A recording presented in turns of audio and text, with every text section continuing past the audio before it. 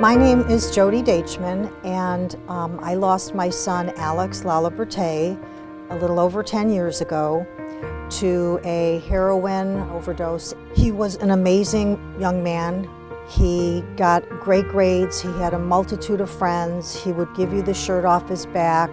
My name is Sharon Gallagher. My son Matthew died July 9th of last year. He was a funny, caring young man. My name is Amy Alderson, and my daughter Grace passed away on March 6th of 2017.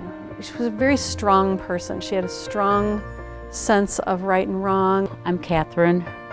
My son, Nicholas Eric Hoffman, was born 9/9/93.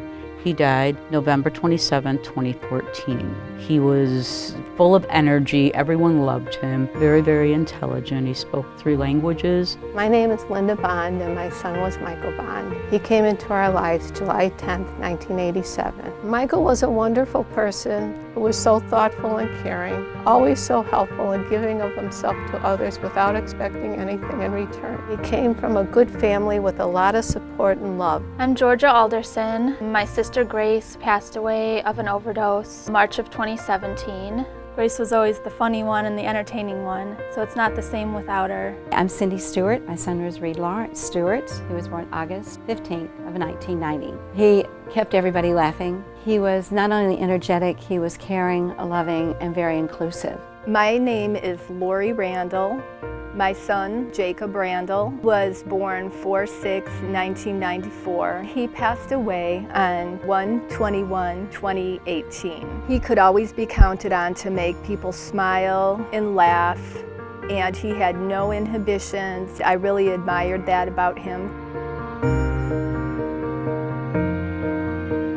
Being a part of this advocacy group helps me because I feel like I'm doing this for Grace. I'm doing this for all of the other parents and siblings and aunts and uncles and friends out there who are struggling with a loved one with substance use disorder or struggling with grief. I want to change the way the hospitals respond to people who are overdosing. And I want to help end this opioid epidemic. The only way to turn a tragedy into something positive is to use it to help others going through it. If I'm able to just shed a little light on something, I think that's huge. That really helps me. Anytime I can help another person not have to go through what I have been through, then my son's name was never wasted. His life was never wasted. I want people to know that these are good people. These are children and young adults and siblings. It could happen to anyone. It helps me feel more purposeful, and hopefully it will help also keep Jacob's memory alive, because that's one of the things you don't want your child to be forgotten.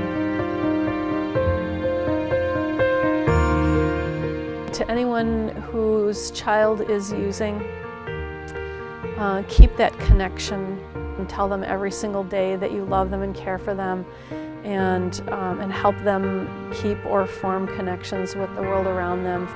Don't give up on him. I would say never give up on your child, never. What I would say to other parents or anyone that has a family member with any kind of substance use disorder, I understand you're angry. Don't let that overrun you. Stay engaged. They can't do it by themselves. They truly just need help. We want to help you. We're not judging you. Just do what you've got to do. Don't put it off and don't deny it. Just go ahead and don't feel bad and get help, because we're all here for you, and that's why we're here. We care. Sometimes you just think you don't want to deal with it anymore, that you've just had enough and you just can't deal with it, and you try not to. But the fact is that it's so much harder to deal with a death than to have to deal with dealing with drug use. Release the stigma, meet them where they are, embrace them, love them. Most of all, know that there is hope. Knowing that we can make a difference for other people who are going through this, whether they're struggling with substance use disorder or they've lost a loved one, there is hope, and that is what we were about.